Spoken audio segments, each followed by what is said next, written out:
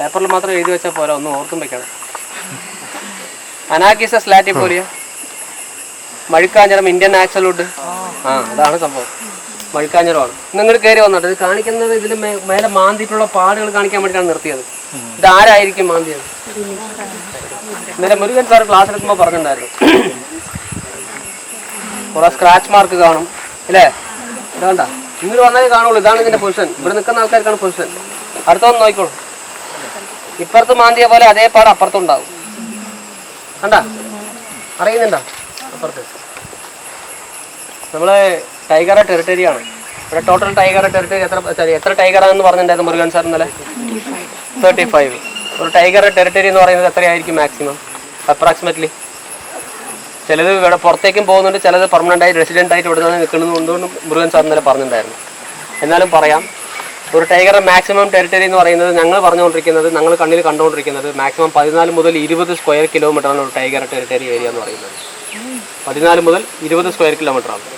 അതിൻ്റെ ടെറിട്ടറിനകത്തേക്ക് വേറെ ഏതും കടുവകൾ വരാതിരിക്കാൻ വേണ്ടിയിട്ടാണ് ടെറിട്ടറി മാർക്കിംഗ് ചെയ്യുന്നത്. അതിൽ എത്ര തരം മാർക്കിംഗ് ഉണ്ടെന്ന് അറിയാം? ആരെങ്കിലും കേട്ടിട്ടുണ്ടോ? ഇതിൻ്റെ പേരെന്ത് പറയും ഇംഗ്ലീഷിൽ? സ്ക്രാച്ച് മാർക്ക് ഇല്ലേ? വേറൊരു സംഭവം കൂടി ഉണ്ട്. ഈ വെക്കാലി എന്ന് പറയുന്ന മരം പണ്ട് ഇന്ത്യൻ ആക്സലൂട്ടായിട്ട് ഉപയോഗിച്ചതാണെന്നൊക്കെ എന്തായാലും ഞാൻ പറഞ്ഞിട്ടുണ്ടായിരുന്നു. അത്രയും സ്ട്രോങ്ങസ്റ്റ് വുഡാണ്. ഈ മരത്തിലൊരു ടൈഗർ മാന്തുക എന്ന് പറഞ്ഞു കഴിഞ്ഞാൽ അതിൻ്റെ ടെറിട്ടറി മാർക്കിംഗ് മാത്രമല്ല, അതിന് വേറൊരു സംഭവം കൂടി ഉണ്ട്. അതിൻ്റെ നഖത്തിൻ്റെ ഷാർപ്നെസ് ഇല്ലേ, അത് കൂട്ടാൻ വേണ്ടിയിട്ടാണ്. നമ്മൾ നടക്കുന്ന പോലെ നമ്മുടെ നഖങ്ങൾ നമ്മൾ വളർത്തുന്ന പോലെ നമ്മളെന്തെങ്കിലും കൈവച്ചാൽ നഖം പൊട്ടിപ്പോയി കഴിഞ്ഞാൽ അതിന് മുരടിച്ച പോലെയാണ് നമുക്കൊരു ഫീൽ അല്ലേ? നഖം നമ്മൾ നല്ല കൂടുതലെന്ന് പറഞ്ഞു കഴിഞ്ഞാൽ നമുക്ക് മാന്തി എടുത്താൽ അവിടെ പുണ്ണ് വരാവും, നമുക്ക് മാന്തിയ പുണ്ണാവും അല്ലേ? അത്രയും ഷാർപ്പായിരിക്കും.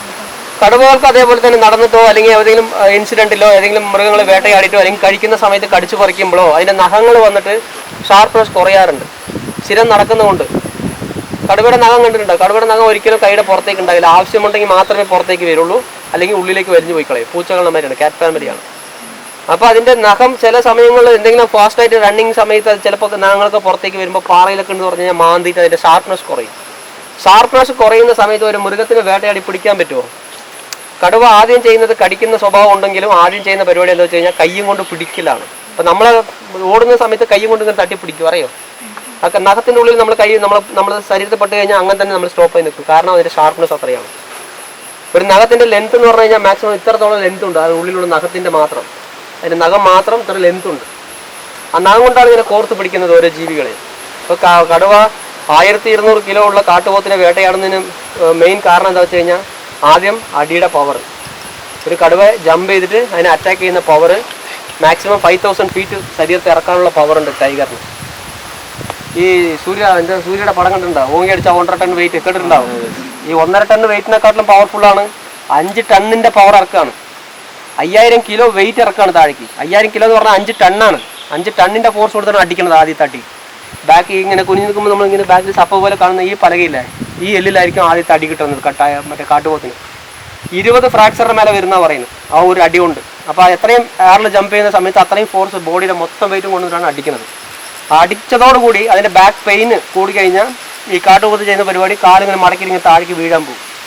വീഴാൻ പോകുമ്പോൾ ആദ്യം ഈ 2 ഫ്രണ്ടിലത്തെ കൈയില്ലേ, ഈ കാട്ടുപോത്തിന് 2 കൈയില്ലേ, മരങ്ങളാണ് പെട്ടെന്ന് ഐഡൻറ്റിഫൈ ചെയ്യാൻ ബുദ്ധിമുട്ടാണ്. അപ്പോൾ അതിനുള്ളിൽ ബോർഡുകളുണ്ട്. അത്യാവശ്യം വേണമെന്നുണ്ടെങ്കിൽ അതിൻ്റെ ഉള്ളിൽ എഴുതാം. കരിമരം, പിന്നെ ഒരുപാട് ഇതൊക്കെ ഉണ്ട്. നമ്മൾ ഞാവലൊക്കെ ശരിക്കും എവർഗ്രീനിൽ പെടുന്നത് തന്നെയാണ് ഇല്ലേ? ഞാവലും പിന്നെ അതേപോലെ ഈ മറ്റേ നമ്മൾ ഇതില്ലേ പൊങ്കാമിയ, പിന്നെ ഈ ഉങ്ങുമരൊക്കെ എവർഗ്രീൻ സ്പീഷീസാണ്. അപ്പോൾ നമുക്ക് പോവല്ലേ? ഇത് കൂടുതൽ മറ്റേ പേരാമ്പൽ കാണുന്ന സ്ഥലം കൂടിയാണ്. തണുപ്പ് തോന്നിക്കുന്ന ഒരു ഫീലാണ്.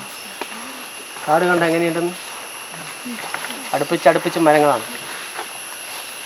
ശരിക്കും നിത്യഹരിത വനം. ഇതിനെക്കാട്ടിലും വമ്പൻ മരങ്ങളുള്ള കാടുണ്ട്. നമുക്ക് കിട്ടിയിട്ടുള്ളത് ഇതിൻ്റെ അതിർത്തി മാത്രമേ ഉള്ളൂ. അതായത് നിത്യഹരിത വനം കയറി കണ്ട് തിരിച്ച് പെട്ടെന്ന് പുറത്തേക്ക് പോകുന്ന പോലെ ഞങ്ങൾ റൂട്ട് മാപ്പ് ഇങ്ങനെ തയ്യാറാക്കിയതാണ്. അല്ലാതെ ശരിക്കുള്ള കാടുകൾ എന്ന് പറഞ്ഞു കഴിഞ്ഞാൽ ഈ കാടിൻ്റെ ഉള്ളിൽ കൂടെ ഇങ്ങനെ പോയാലേ കാടറിയുള്ളൂ. എന്താണ് നിത്യഹരിത വനത്തിലത്തെ പ്രത്യേകതകൾ? ആർക്കെങ്കിലും ഒരാൾക്ക് പറയാൻ പറ്റുമോ? ഞങ്ങൾ പഠിപ്പിച്ച് കൊടുത്തുകൊണ്ടേ ഇരിക്കുമ്പോൾ നിങ്ങൾക്ക് അത് അറിയുന്നുണ്ടോ, നിങ്ങൾ എന്താണ് ഫീൽ ചെയ്യുന്നത്, നിങ്ങൾക്ക് അറിവ് കിട്ടുന്നില്ല.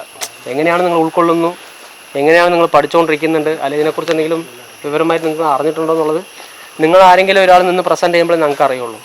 അപ്പോൾ ആരെങ്കിലും ഒരാൾ പറയും ഇത്ര നേരം നമ്മൾ കണ്ട കാടിനും ഇപ്പോൾ നമ്മൾ കയറിയ കാടിനും വ്യത്യസ്തതകൾ എന്തൊക്കെയാണ് എന്നുള്ളത് നോക്കിയിട്ട് പറ കേട്ടോ. അറിയിച്ചതുപോലെ എന്തൊക്കെ മാറ്റങ്ങൾ അവിടെ കണ്ടത്, ഏത് തരത്തിലുള്ള മരങ്ങൾ കാണുന്നത്, താഴെയുള്ളത്. നിങ്ങൾ സംസാരിക്കാതെ ഇരുന്ന് കഴിഞ്ഞാൽ ഞങ്ങൾക്ക് ഇനിയും മുന്നോട്ട് പോകാൻ പറ്റില്ല. കാരണം നിങ്ങൾ എന്തെങ്കിലും അബ്സർവ് ചെയ്തിട്ടെന്ന് പറഞ്ഞാൽ മാത്രമേ നമുക്ക് ഇനിയും ശരി കുട്ടികൾ എത്രത്തോളം ആയി ഇനി കുറച്ചും കൂടി പോകണം എന്നുള്ളത് അറിയുള്ളൂ. ഞാൻ ജസ്റ്റ് പഠിച്ചിട്ടുള്ളതെല്ലാം 5ാം ക്ലാസ് വരെ ഉള്ളൂ. തമിഴ് മീഡിയമാണ്. അച്ഛൻ മലയാളി, അമ്മ തമിഴാണ്. അപ്പോൾ ഇവിടെ കൂടുതൽ തമിഴാണ് കൂടുതൽ. കാരണം അതിർത്തി ആയതുകൊണ്ടും ഞങ്ങളുടെ പീപ്പിൾ, അതായത് ഞങ്ങളുടെ മാതൃഭാഷ എന്താണെന്ന് വെച്ച് കഴിഞ്ഞാൽ അമ്മ തമിഴ്നാടുകളിലൂടെയാണ് വന്നത്. ദിണ്ടുക്കല്ലാണ് സ്ഥലം. അപ്പോൾ ഞങ്ങൾക്ക് ഇതിൻ്റെ ഉള്ളിൽ ജനിച്ചു വളർന്നുകൊണ്ട് മാത്രമുള്ള അനുഭവങ്ങളാണ് ഞങ്ങൾ പങ്കുവെച്ചുകൊണ്ടിരിക്കുന്നത്. കുറച്ച് കാര്യങ്ങൾ സാറിനെ പോലെയുള്ള കുറച്ച് എക്സ്പെർട്ടഡ് ആയിട്ടുള്ള ഡോക്ടറേറ്റ് എടുത്തിട്ടുള്ള കുറേ ആൾക്കാർ വന്ന് ഞങ്ങൾക്ക് ക്ലാസ് എടുക്കുന്നത് കൊണ്ടാണ് ഞങ്ങൾ ഇത്രത്തോളം കാര്യങ്ങൾ അബ്സർവ് ചെയ്ത് നിങ്ങൾക്ക് പഠിപ്പിച്ചു കൊടുത്തുകൊണ്ടിരിക്കുന്നത്. കൂടുതൽ വിവരങ്ങളില്ലെങ്കിലും അത്യാവശ്യം കാടിനെക്കുറിച്ചുള്ള ബോധങ്ങളുണ്ട്. അതാണ്. ആരെങ്കിലും ഒരാൾ ജസ്റ്റ് പ്രസൻറ്റ് ചെയ്യാൻ പറ്റുമോ അവിടെ? ആ,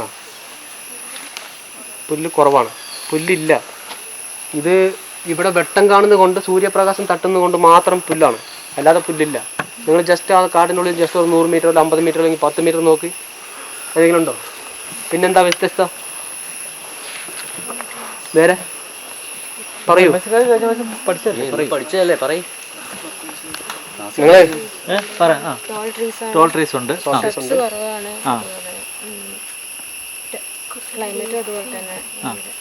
ക്ലൈമറ്റ് വേരിയേഷൻ വരുന്നുണ്ട്. പിന്നെ സുണേഷൻ ഉണ്ടോ? സുണേഷൻ കാണുന്നുണ്ടോ? കൂടുതൽ മലയാള വാക്കുകൾ ഉപയോഗിച്ചാൽ ഉപയോഗപ്രദമായിരിക്കും. ഇവിടെ ഈ കൂടെ ഒരു ഫോറിനർ സ്റ്റുഡൻറ്റും കൂടി ഉണ്ട്. സർ, ഫോറിനർ ഒരു ശ്രീലങ്കൻ സ്റ്റുഡൻറ്റും കൂടി. ഓഹോ, ആയിക്കോട്ടെ. അപ്പോൾ നമ്മൾ കണ്ടു, മറ്റേ ഡെസിഡ്യൂസ് കണ്ടു. ഡെസിഡ്യൂസിൽ മരങ്ങളെല്ലാം നീങ്ങി ഓരോ മരങ്ങൾക്കും, ഒരു മരത്തിനും വലിയ മരങ്ങൾക്ക് ഡിസ്റ്റൻസ് നോക്കി കഴിഞ്ഞാൽ കുറഞ്ഞത് ഒരു 5 മീറ്ററെങ്കിലും ഗ്യാപ്പ് കണ്ടില്ലേ? വലിയ മരങ്ങൾ. ചെറിയ മരങ്ങൾ അങ്ങനെയല്ല. ചെറിയ മരങ്ങൾ വളർന്നു വരും. ആവശ്യത്തിന് വെള്ളം കിട്ടിയില്ലെങ്കിൽ അത് മുരടിച്ചു പോകും. ഒരു മരത്തിനും മറ്റൊരു മരം വളർന്നു വരുന്നതിന് നല്ല ഡിസ്റ്റൻസ് കീപ്പ് ചെയ്ത് വളർന്നു കഴിഞ്ഞാൽ നല്ല വൻപൻ മരങ്ങളായി മാറും. എന്ത് കാരണം വെച്ച് കഴിഞ്ഞാൽ അതിന് ആവശ്യത്തിനുള്ള വെള്ളം വലിച്ചെടുക്കാൻ പറ്റും. കമ്പനിക്ക് വേറെ ആളുണ്ടെങ്കിൽ അയാൾക്ക് കൊടുക്കേണ്ടി വരും. നമ്മൾ തേക്ക് പ്ലാന്റേഷൻ, പറമ്പിക്കുളം മേഖലയിൽ തേക്ക് പ്ലാന്റേഷൻ കണ്ടില്ലേ? ഇനി നിങ്ങൾ അങ്ങോട്ട് ആരും പോയിട്ടില്ലല്ലോ. പറമ്പിക്കുളം നമ്മൾ വണ്ടിയിൽ കയറി കുറച്ച് ദൂരം ട്രാവൽ ചെയ്താൽ അറിയാം, തേക്കും തോട്ടമാണ്. ഇനി നമ്മൾ പോകുന്നതെല്ലാം ഉഷ്ണമേഖലകളിലാണ്. മാക്സിമം ആ ഭാഗത്തേക്ക് നിങ്ങൾ ഏത് കാലാവസ്ഥയിൽ നിങ്ങൾ ട്രാവൽ ചെയ്താലും നിങ്ങൾക്ക് ഒരു ചെറിയൊരു ചൂട് തോന്നിക്കും. അതിന് കാരണം തേക്ക് തോട്ടങ്ങൾ കൂടുതലുള്ളതുകൊണ്ടാണ്. എന്തുകൊണ്ടാണ് തേക്ക് മരങ്ങളുടെ ഉള്ളിൽ കൂടെ യാത്ര ചെയ്യുമ്പോൾ നമുക്ക് ചൂട് തോന്നുന്നത്? കാലാവസ്ഥ ഫീൽ ആകുമ്പോൾ ചൂട്. അതിനെക്കുറിച്ച് ആരെങ്കിലും പഠിച്ചിട്ടുണ്ടോ? തേക്ക് മരത്തിൻ്റെ ക്യാരക്ടർ എന്താണെന്നറിയോ? തേക്ക് മരത്തിന് മാക്സിമം ലൈഫ് എന്ന് പറയുന്നത് 70 വർഷം വരെ ഉള്ളൂ. പക്ഷേ ഏറ്റവും കൂടുതൽ ലോകത്തിൽ തന്നെ അറിയപ്പെടുന്ന തേക്ക് പറമ്പിക്കുളത്തുണ്ട്. 500 വർഷം പഴക്കമുള്ള തേക്ക് ഇന്നലെ നമ്മൾ പോയി കണ്ടുവന്നു. ഇന്നലെ നമ്മൾ തേക്കും തടി പോയി കാണാൻ പോയില്ലേ? അപ്പം നമ്മൾ തേക്കും തോട്ടത്തിനുള്ളിൽ യാത്ര ചെയ്തത് അവിടെ ഒരു ചൂട് ഫീലായ ഒരു ആർക്കും ഫീൽ ചെയ്യാൻ പറ്റില്ല. നിങ്ങൾക്ക് ആർക്കെങ്കിലും ഫീൽ ചെയ്തോ? നിങ്ങൾക്ക് നല്ല ഫീലാവും. തേക്കും തോട്ടത്തിനുള്ളിൽ യാത്ര ചെയ്യുന്ന സമയത്ത് നല്ല ചൂട് തോന്നിക്കും. വേറെ ഒന്നുമല്ല, തേക്കിൻ്റെ ഇലയ്ക്ക് കട്ടി കൂടുതലാണ് അല്ലേ? ചൂട് അതിൻ്റെ മേലെ തട്ടിയാലേ, സൂര്യപ്രകാശം തട്ടിക്കഴിഞ്ഞാൽ ഏതാനും അവേഴ്സ്, അതായത് മണിക്കൂർ കണക്കിന് ചൂട് അബ്സർവ് ചെയ്ത് വെക്കാനുള്ള പവർ ഉണ്ട് അതിന്. അപ്പോൾ ആ ഭാഗങ്ങളിലേക്ക് ഇതുപോലുള്ള ഒരു മരത്തിനെ വെച്ച് കഴിഞ്ഞാൽ, ഇവിടുത്തെ ഒരു മരത്തിനെ അവിടെ വെച്ച് കഴിഞ്ഞാൽ പ്ലാന്റ് വളർന്നു വരാൻ ഭയങ്കര ബുദ്ധിമുട്ടും. മാത്രമല്ല തേക്ക് മരം പൊതുവെ വെള്ളം വലിച്ചു കുടിക്കുന്ന ഒരു സ്വഭാവമുള്ളതാണ്. യൂക്കാലിപ്റ്റസിനെ കുറിച്ച് കേട്ടിട്ടില്ലേ? യൂക്കാലി മരത്തിൻ്റെ സെയിം ക്യാരക്ടർ തേക്കിനുണ്ട്. തേക്കിൻ്റെ ലൈഫ് എന്ന് പറഞ്ഞു കഴിഞ്ഞാൽ മാക്സിമം 70 വർഷം വരെ ഉള്ളൂ. 70 വർഷം വരെ തേക്ക് നിൽക്കുള്ളൂ. റെക്കോർഡിക്കലായിട്ട്, നാച്ചുറലായിട്ട് ഒരു തേക്ക് വളർന്നു വന്നാൽ ആ തേക്ക് 70 വർഷം വരെ നിൽക്കുള്ളൂ. റീസൺ എന്താണെന്ന് വെച്ച് കഴിഞ്ഞാൽ വേറെ ഒന്നുമില്ല, മരങ്ങൾക്ക് എല്ലാ മരങ്ങൾക്കും ആണിവേര് എന്ന് പറഞ്ഞൊരു സംഭവം ഉണ്ട്, അറിയില്ലേ? സെൻട്രൽ റൂട്ട് പറയില്ലേ? അതുണ്ടാവും. പക്ഷെ തേക്ക് മരത്തിന് അതില്ല. നിങ്ങൾ ആരെങ്കിലും ശ്രദ്ധിച്ചിട്ടുണ്ടോ? തേക്ക് മരത്തിനില്ല. അതേപോലെ തേക്കിൻ്റെ വിത്ത് താഴെ വീണ് മുളയ്ക്കാൻ 100 വർഷത്തോളം കഴിയും. കുറഞ്ഞതൊരു 50 വർഷമെങ്കിലും പിടിക്കും. തേക്ക് തോട്ടത്തിൻ്റെ പുറത്തുള്ള ഭാഗങ്ങളിൽ നിങ്ങൾ തേക്ക് തൈകൾ വളർന്നു വരുന്നത് നിങ്ങൾ കണ്ടിട്ടുണ്ടാവും. തേക്ക് തോട്ടത്തിനകത്തേക്ക് ശ്രദ്ധിച്ചിട്ടുണ്ടായിരുന്നു? അതിനകത്ത് തേക്ക് സീഡ് മുളച്ചിട്ടുണ്ടാവില്ല. തേക്ക് സീഡ് വീഴാൻ തുടങ്ങിയിട്ട് ഏകദേശം 10-60 വർഷമായി. ഇന്ന് വരെ തേക്ക് പ്ലാന്റ് ആയിട്ടില്ല. എന്തുകൊണ്ടാണ്? തേക്ക് മരത്തിൽ ഞാൻ ഇന്നലെ പറഞ്ഞിട്ടുണ്ടായിരുന്നു ഒരു കുറച്ച് പേരടുത്ത്, തേക്കിൽ ടെക്നോണാക്കനോൺ എന്ന് പറഞ്ഞൊരു ലിക്വിഡ് ഉണ്ട്. ആ ലിക്വിഡിൻ്റെ കാരണം കൊണ്ടാണ് ചെതല് പിടിക്കാതെ പ്രൊട്ടക്ട് ചെയ്യുന്നത്. നമ്മൾ എന്തുകൊണ്ടാണ് ഫർണിച്ചറിന് തേക്കിനെ ഉപയോഗിക്കുന്നത്? ബ്രിട്ടീഷുകാർ തേക്കിനെ നമുക്ക് ഫർണിച്ചറായിട്ട് കണ്ടുപിടിച്ച് കൊടുക്കാൻ കാരണം എന്താ വെച്ച് കഴിഞ്ഞാൽ, തേക്ക് മരത്തിൽ ആ ലിക്വിഡിൻ്റെ പവർ എന്താ വെച്ച് കഴിഞ്ഞാൽ അതിൻ്റെ മേലെ ചെതല് പിടിച്ച് കയറില്ല. ചെതല് പിടിച്ച് കയറാതെ 100 വർഷം വരെ അതിന് പിടിച്ചു നിൽക്കാൻ കഴിയും. അതുകൊണ്ടാണ് നമ്മൾ ഫർണിച്ചറിന് തേക്കിനെ ഉപയോഗിക്കുന്നത്. ശരിക്കും ഇന്ത്യയിലെ നമ്പർ 1 ക്വാളിറ്റി, നല്ല ഫർണിച്ചറിന് നല്ല ക്വാളിറ്റി ആയിട്ടുള്ള ട്രീ എന്ന് പറഞ്ഞു കഴിഞ്ഞാൽ ഏതാണ്? റോസ് വുഡാണ്.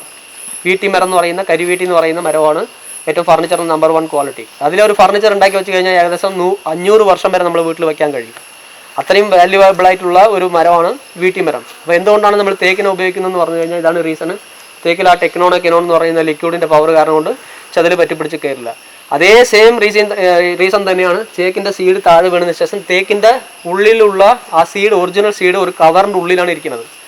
ആ കവറ് ഫുള്ളും ചെതൽ പിടിച്ച് പറ്റിപ്പിടിച്ച് ചെതൽ കടിച്ച് പുറത്തേക്ക് എടുത്താൽ മാത്രമേ തേക്കിൻ്റെ വിത്ത് മുളയ്ക്കുള്ളൂ. ഇന്നും ഇൻസ്റ്റിറ്റ്യൂട്ടിലൊക്കെ നമ്മൾ ഈ KFRയിലൊക്കെ വെച്ചിരിക്കുന്നതിൽ തേക്ക് മുളപ്പിച്ച് കൊടുക്കുന്നുണ്ട്. എങ്ങനെ മുളപ്പിച്ച് കൊടുക്കുന്നത് വെച്ച് കഴിഞ്ഞാൽ ഒരു സ്നൈപ്പറും കൊണ്ട് തേക്കിൻ്റെ സീഡ് വെച്ചിട്ട് 1/4 ഭാഗം ഈ ഭാഗത്തേക്കും 1/4 ഭാഗം ഈ ഭാഗത്തേക്കും ഇട്ടിട്ട് കട്ട് ചെയ്യും. കട്ട് ചെയ്ത് കഴിഞ്ഞാൽ മാത്രമേ തേക്കിൻ്റെ വിത്ത് നിങ്ങൾ എടുത്തിട്ടുണ്ടാക്കുക. കയ്യിൽ പിന്നെ എടുത്ത് കുലുക്കി കഴിഞ്ഞാൽ ഉള്ളിൽ സീഡ് ഇങ്ങനെ ഉള്ളിൽ കിടക്കുന്നത് കാണാം. അങ്ങനെയാണ് തേക്ക് മുളപ്പിക്കുന്നത്. തേക്ക് മുളച്ച് വരാൻ അത്ര വർഷം പിടിക്കും. അതിന് തേക്കിൻ്റെ റീസൺ ഇതാണ്. അപ്പം നമ്മൾ ഇപ്പോൾ കണ്ട ഈ മോയിസ്റ്റ് ഡെസിഡ്യൂസ് ഫോറസ്റ്റും ഈ നിത്യഹരിതവനം എന്ന് പറയുന്ന വെഡ് എവർഗ്രീൻ ഫോറസ്റ്റും തമ്മിലുള്ള വ്യത്യാസങ്ങൾ വേറൊന്നുമല്ല. 3 തട്ടുകളിലായിട്ടാണ് മരങ്ങൾ വളർന്നു വരുന്നത്. നന്നായി ശ്രദ്ധിച്ച് നോക്കിയേ, 3 തട്ടുകളിലായിട്ടാണ് മരങ്ങൾ വളർന്നു വരുന്നത്. ഒന്ന് ലോവറിലും, പിന്നെ ഒരു അപ്പറിലും, പിന്നെ മിഡിലും. ഈ എന്തുകൊണ്ടാണ് ഇങ്ങനെ 3 തട്ടുകളിലായിട്ട് ഇരിക്കുന്നത് പറഞ്ഞു കഴിഞ്ഞാൽ ഇവർക്കെല്ലാം ഒരു കോമ്പറ്റീഷൻ എന്താ വെച്ച് കഴിഞ്ഞാൽ ഇവർ മുളച്ച് വരാൻ വേണ്ടി വളരെ ഉപയോഗപ്രദമായിരിക്കുന്നത് സൂര്യപ്രകാശമാണ്. സൂര്യപ്രകാശം കിട്ടിയാൽ മാത്രമേ അതിന് വളർച്ച കൂട്ടാൻ പറ്റുള്ളൂ. അപ്പോൾ ഈ മരങ്ങളെല്ലാം കോമ്പറ്റീഷന്മാർ വളർന്നു വരുന്ന മരങ്ങളാണ്. രണ്ടാമത്തെ റീസൺ എന്ന് പറഞ്ഞു കഴിഞ്ഞാൽ ഇപ്പോൾ മാക്സിമം നമ്മൾ ഈ കണ്ട മോയിസ്റ്റ് ഡെസിഡ്യൂസ് കാടുകളുടെ ഉള്ളിൽ വെള്ളങ്ങൾ പിടിച്ച് നിൽക്കാനുള്ള സോഴ്സുകൾ ഒരുപാട് സോഴ്സ് ഉണ്ട്. ഈ മരങ്ങൾക്ക് വെള്ളം കിട്ടാൻ എന്തെങ്കിലും സോഴ്സ് ഉണ്ടോ? അപ്പോൾ അതിൻ്റെ പ്രത്യേകതയാണ് അതിൻ്റെ വേരുകളെല്ലാം പുറത്തേക്ക് കിടക്കുന്നത്. നിങ്ങളതിന് ശ്രദ്ധിച്ച് നോക്കി, എല്ലാ മരങ്ങളുടെയും വേരുകൾ മാക്സിമം പുറത്തായിരിക്കും. കാരണം എന്താ വെച്ച് കഴിഞ്ഞാൽ മണ്ണൊലിപ്പും ഈ വെള്ളമൊക്കെ തടഞ്ഞു നിർത്തി അതിൽ വെള്ളം വലിച്ചു കുടിച്ച് ജീവിക്കുന്ന മരങ്ങളാണ് ഈ നിത്യഹരിത വനങ്ങളിൽ കാണുന്നത്. മോസ്റ്റ്ലി ഈ തരം മരങ്ങൾ വേറൊരു കാടുകളിൽ വെച്ച് കഴിഞ്ഞാൽ പെട്ടെന്ന് വളർന്നു വരില്ല. അതിന് കാരണം എന്ന് വെച്ച് കഴിഞ്ഞാൽ അതിൻ്റെ കാലാവസ്ഥ അതിന് ആനുകൂല്യമായി കിട്ടില്ല. അതാണ് രണ്ടാമത്തെ കാര്യം. മൂന്നാമത്തേന്ന് വെച്ച് പറഞ്ഞു കഴിഞ്ഞാൽ ഇവിടുത്തെ മരങ്ങളുടെ എല്ലാം ഇതിൻ്റെ റൂട്ട്സുകളൊക്കെ കണ്ടില്ലേ, ഇങ്ങനെ പടം പോലെ ഇങ്ങനെ വലിയ റൂട്ട് പോലെ ഇങ്ങനെ മുകളിൽ നിന്ന് വളർന്നു വന്നിട്ട് ഭൂമിയുടെ അടിയിലേക്ക് ഉള്ളിലേക്ക് പോയിട്ടുണ്ടാവില്ല. പക്ഷേ മാക്സിമം പുറത്തേക്ക് തന്നെ പടർന്ന് നിൽക്കുന്നുണ്ടാകും. അതിൻ്റെ റീസൺ എന്താ വെച്ച് കഴിഞ്ഞാൽ ഈ ഭാഗത്തുനിന്ന് വെള്ളങ്ങൾ ഇങ്ങനെ ഒഴുകി വരുമ്പോൾ ഇങ്ങനെ പിടിച്ച് ആ വെള്ളം വലിച്ചു കുടിക്കുന്ന ഒരു സ്വഭാവം ഉള്ളതാണ്. അതാണ് ഇതിൻ്റെ റീസൺ. വേറൊരു കാര്യം എന്ന് വെച്ച് കഴിഞ്ഞാൽ ഏറ്റവും കൂടുതൽ ലൈൻ ടൈൽഡ് മക്കാക്ക് കേട്ടിട്ടുണ്ടോ? സിംഹവാലൻ്റെ ശരിക്കും നെസ്റ്റിംഗ് അതായത് സിംഹവാലൻ്റെ ശരിക്കുമുള്ള ഏരിയ എന്ന് പറഞ്ഞു കഴിഞ്ഞാൽ ഇതുപോലുള്ള കാടുകളാണ്. അപ്പോൾ നമ്മൾ ഇത്ര ദൂരം യാത്ര ചെയ്ത് സിംഹവാലിനെ കണ്ടില്ല എന്ന് പറഞ്ഞു കഴിഞ്ഞാൽ ശരിക്കും ഇതിൻ്റെ ആറ്റിറ്റ്യൂഡ് കുറച്ചും കൂടി കൂടുമ്പോഴാണ് സിംഹവാലിനെ കൂടുതൽ കാണുന്നത്. വെടിപ്ലാവ് എന്ന് പറയുന്ന ചക്കമരം എവിടെയൊക്കെ ഉണ്ടോ അവിടെയാണ് ഏറ്റവും കൂടുതൽ സിംഹവാലിനെ കൂടുതൽ കാണുന്നത്. പറമ്പിക്കുളം മേഖലയിൽ മൊത്തം എത്ര തരം പക്ഷികളുണ്ടെന്ന് പറഞ്ഞിട്ടുണ്ടായിരുന്നു? 310ഓളം പക്ഷികൾ റീസണായിട്ട് കണ്ടുപിടിച്ചതാണ്. നേരത്തെ നമ്മൾ ഡോക്ടർ സലീം അലി സാറിനെ കുറിച്ച് കേട്ടിട്ടില്ലേ? Ornithologist bird watcher. മൂപ്പര് കണ്ടുപിടിച്ചത് പറമ്പിക്കുളത്ത് 1933 പറമ്പിക്കുളം വന്നു. ഏത് വഴി വന്നു എന്ന് പറഞ്ഞു കഴിഞ്ഞാൽ ചാലക്കുടി വഴി ട്രാംബേ ഉണ്ടായിരുന്നു. ട്രാംബേ വഴി വന്ന് ഇവിടെ കുരിയാർകുട്ടി എന്ന് പറയുന്ന ഒരു സ്ഥലത്ത് അവിടെ ഒരു ക്യാമ്പ് ചെയ്ത് അവിടെ താമസിച്ച് പറമ്പിക്കുളം മേഖലയിലുള്ള കംപ്ലീറ്റ് പക്ഷികളെ നിരീക്ഷിച്ച് എഴുതിയ ബുക്കിൻ്റെ പേരാണ് the book of Indian birds എന്ന് പറയുന്ന ഒരു ബുക്ക് എഴുതി അതിൽ 268 തരം പക്ഷികളെ രേഖപ്പെടുത്തി. ഇപ്പോൾ കാലാവസ്ഥ മാറ്റം കൊണ്ടാണ് മെയിനായിട്ട് സംഭവിച്ചിട്ടുള്ളത്. പുതിയ പക്ഷികളൊക്കെ അവിടെ വന്ന് കയറി നിൽക്കുന്നുണ്ടെന്നൊക്കെ പറയുന്നത്. ശരിക്കും ഇവിടെ കണ്ടുപിടിച്ചിട്ടുള്ള മാക്സിമം പക്ഷികളുടെ രേഖകളെല്ലാം കണ്ടുപിടിച്ചതെല്ലാം ഡോക്ടർ സലീം അലി സാർ തന്നെയാണ്. അതിൽ 130ഓളം പക്ഷികൾ വളരെ കോമൺ ആയിട്ട് കാണുന്ന ബേർഡ്സ് ആണ്. ബാക്കിയുള്ള പക്ഷികളെല്ലാം 268 തരത്തിൽ ബാക്കിയുള്ള പക്ഷികളെല്ലാം മൈഗ്രേറ്റിംഗ് ബേർഡ്സ് എന്ന് പറയും. നമ്മൾ ദേശാടന കിളികൾ എന്ന് പറയുന്ന കിളികളാണ്. അപ്പോൾ അതിൽ ഏകദേശം ബേർഡ്സുകളെല്ലാം കാണുന്ന ഒരു ഭാഗം ഏതാണെന്ന് ചോദിച്ചു കഴിഞ്ഞാൽ ഇതുപോലുള്ള കാടുകളിലാണ്. കാരണം അതിന് ആവശ്യത്തിനുള്ള ഫുഡും ആവശ്യത്തിനുള്ള വെള്ളവും ആവശ്യത്തിനുള്ള നെസ്റ്റിംഗ് വയ്ക്കുന്ന പ്ലേസുകളും ഉള്ളത് നിത്യഹരിതവനത്താണ്. വേറെന്തെങ്കിലും പ്രത്യേകതകൾ? വൻമരങ്ങളായിരിക്കും. കണ്ടില്ലേ, നമ്മൾ ചോദിച്ചു കഴിഞ്ഞാൽ ചിലവർ ഇതിൽ ഈ വഴിക്ക് വരുന്ന ജനറലായിട്ട് വരുന്ന ഗസ്റ്റുകൾ ചോദിക്കാറുണ്ട് ഈ മരത്തിന് എത്ര ഏജ് ഉണ്ടാകും സാറും ചോദിക്കാറുണ്ട്. ഏജ് കമ്പയർ ചെയ്യാനേ പറ്റില്ല. കാരണം എന്ന് വെച്ച് കഴിഞ്ഞാൽ ഒരു മരത്തിൻ്റെ കട്ട് ചെയ്ത് അതിൻ്റെ ആനുവൽ റിങ് കൗണ്ട് ചെയ്താൽ മാത്രമേ മരത്തിൻ്റെ കറക്റ്റായിട്ടുള്ള ഏജ് പറയാൻ പറ്റുള്ളൂ. പിന്നലെ നമ്മൾ 500 വർഷം പഴക്കമുള്ള തേക്കാണെന്ന് നമ്മൾ പറഞ്ഞു. കന്നിമരത്തേക്കിന് ശരിക്കുള്ള വയസ്സ് എത്രയാണ് പറയൂ? ശരിക്കുള്ള ഏജ് എത്രയായിരിക്കും?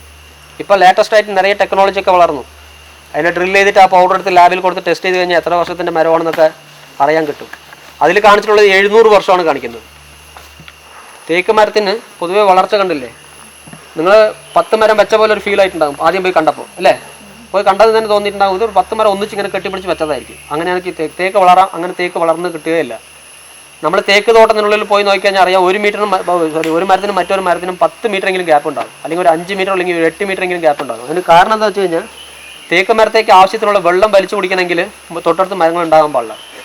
അതേ റീസൺ തന്നെയാണ് ഇപ്പം നമ്മൾ തേക്ക് തോട്ടത്തിലൂടെ സംഭവിച്ചിട്ടുള്ളതെല്ലാം. ഇവിടുത്തെ ബയോഡൈവേഴ്സിറ്റിയിൽ ഏറ്റവും പ്രശ്നം ഉണ്ടായിക്കൊണ്ടിരിക്കുന്നത് തേക്ക് തോട്ടങ്ങളാണ്. തേക്ക് മരം ഗ്രൗണ്ട് വാട്ടർ ലെവൽ കുറച്ചുകൊണ്ടിരിക്കുന്നുണ്ട്. ആവശ്യത്തിനുള്ള വെള്ളം വലിച്ചു കയറ്റി ഇപ്പോൾ ഈ പറമ്പിക്കുളം മേഖലയിൽ ഇനിയൊരു 50 വർഷം ഇതേ കണ്ടീഷനിൽ പോകുകയാണെന്നുണ്ടെങ്കിൽ, ഇതേ തേക്ക് തോട്ടത്തിൽ നമ്മൾ കണ്ടിന്യൂ ചെയ്യുകയാണെന്നുണ്ടെങ്കിൽ ഇതൊരു വരണ്ട ഭൂമിയായി മാറിക്കളയും.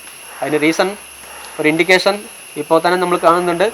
നമ്മളെ ക്യാമ്പ് ഇപ്പോൾ താമസിക്കുന്ന ക്യാമ്പിൽ തന്നെ കാണുന്നുണ്ട് ഒരുപാട് മയിലുകൾ, ഒരുപാട് പുള്ളിമാനും മയിലും ഏത് തരത്തിലുള്ള കാടുകളിലാണ് ജീവിക്കുക?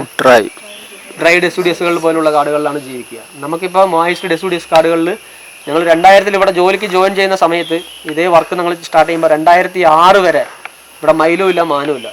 പുള്ളിമാനുണ്ടാവും, പുള്ളിമാൻ എവിടെയെങ്കിലും ഒരു മാനുണ്ടാവും, എവിടെയെങ്കിലും ഒരു കൂട്ടമായിട്ട് ഒരു 4 5 ഒരു മാനുകൾ കണ്ണിൽ കാണാത്ത ദൂരത്തുണ്ടാവും. മയിലുകൾ തീരെ കാണാൻ പറ്റിയിട്ടില്ല. പക്ഷേ ഇപ്പോൾ മയിലും മാനും പെരുകിയിട്ടുണ്ട്. അതിന് റീസൺ എന്താണ്?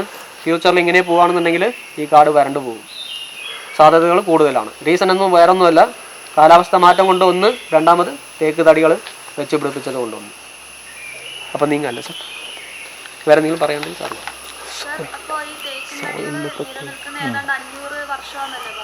തേക്ക് തടി അവിടെ നിൽക്കുന്ന മരം മാത്രം, കന്നിമര തേക്ക് കണ്ടില്ലേ, 500 വർഷം.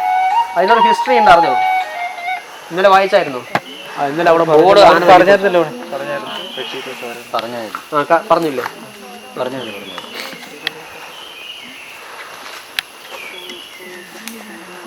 ഹലോ.